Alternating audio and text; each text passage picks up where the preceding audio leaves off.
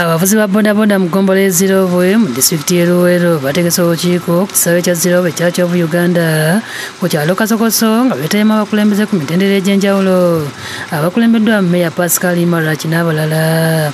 Wano minisita w'ebyenjigiriza eby'amatendekero aga waggulu Dr. Jesse Muyingo ng'ali n'omuyambi we Abdul Karim Waswa Tamale babasinkanye okwogera ku ngeri gye bayinza okuganyula mu nteekateeka za gavumenti ez'okwekulaakulanya.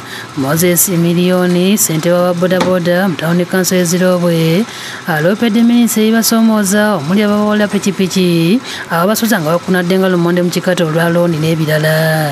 N'ovuga pikipiki ya kampuni ezimu ya milioni 12 naye nga pikipiki eyo ekyamazima nti oba wakatuukusasulako milioni 9 ne bagitwala. Abalala basaba minisita basindikemu mu ssako yaabwe okulaba nga bongera ku nnyingiza yaabwe. Twetaagayo nga kuyambye okuwekowolawula kasente abaana kubanga bakola bagulireyo kati nga ku bodaboda ng'eyo osobole okuyamba ekibiina kyabwe. Tusaba otwongeremuko kakapito. Pascal ne Waswa basibiridde aba boda entanda okwekuuma nga balamu. Wandiyongedde kwenyweza nga kwegendereza mu kuvuga. Accident ya pikipiki mbi nnyo nze njinako experience. Minisita Muyinga basiimye olw'okubeera abakozi kyokka n'abawabula okwetanira nteekateeka za gavumenti bongere okwekulaakulanya. Njagenda mu maaso okulaba nga gavumenti mugifunamu obwavu. Nze sibwe bintu bwe saagala obwavu mbwagalamu bunya n'obuunya. Njagala basibo ne banyabo tukozese omukisa guno buli omu ateeke ssente mu nsawo.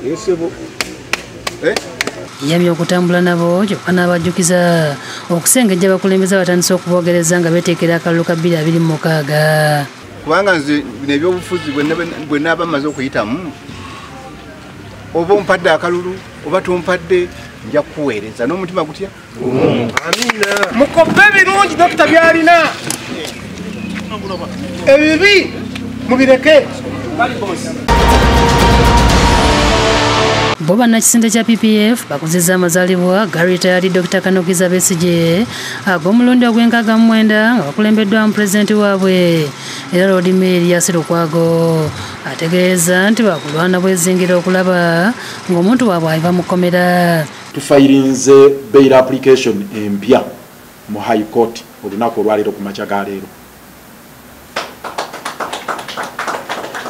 Eri application number 282 eya 2025 nga tugamba nti tukomyewo.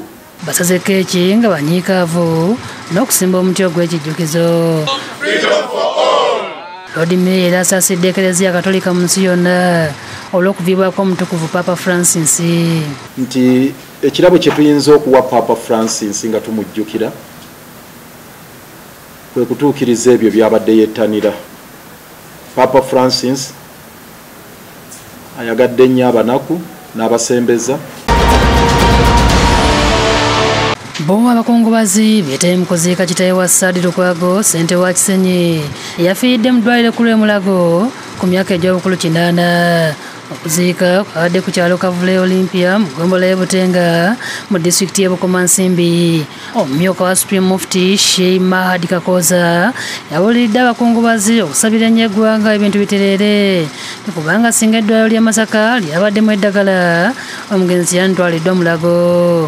Nabbi sallallahu n'atugamba nti mugezeeko okwejjanjaba kubanga yassa kukola ki naye obujjanjabi obuteeka okufunibwa omuntu omutuuze omulungi ddala weebuli. Saadi Lukwago ku lwa famire yeebazizza abasuubuzi mu kibuga abagagga n'abatuuze b'omusenyi ne bannakawempe gy'abeera olw'okumuziikirako. Tubadde tutambula nabo mbeebaza nnyo tubadde tukolera wamu okujjanjaba taata. Buli omu mu busobozi bwe obusobozi buba bwanjawulo naye buli omu mu busobozi bwe abadde abukozesa ne tujjanjaba taata. Ye yaliko minisita eby'obulimi n'obulunzi Vincent Bamulanga Kisempijja adduukiridde abatuuze abakosebwa omusana ogwasaanya ebirime byabwe nga bano bamugombola 3 okuli Bukulula Lwabenge ne Lukaya mu Kalungu abadduukirira ensigo ya kasooli esoba mu ttani 10 ng'ategeeza nti embeera y'ekyeya ekulongodde ebbanga mu ggwanga evuddeko ebbula ly'emmere mu bantu era manyi nti kasooli gwendeese ono ne gwe naakagaba emabegako katono ajja kuwangwa mu nnaku 9 myezi 3 n'ekitundu tujja kuba nga tulina emmere so kwe kuyamba abantu bafune ensigo ya kasooli akula amangu. Ensigo eno ekwasiddwamu ku bakulira abalimi mu kitundu abategeeza nti bagenda kukwatagana n'abakulembeze b'ebyalo okuzuulira ddala abatuuze abali mu bwetaavu. Naye twakubye Mulange eri Honorable Ssempijja atufunidde ensigo. Bonna ngenda kubawa kasooli basige tweyagale tufune akawunga k'abaana n'ebirala. Ffe ng'eggombolola y'e Bukulula atuwadde ensawo 100 eza kasooli. Naye Mukama waffe tweyanze nnyo tweyanze.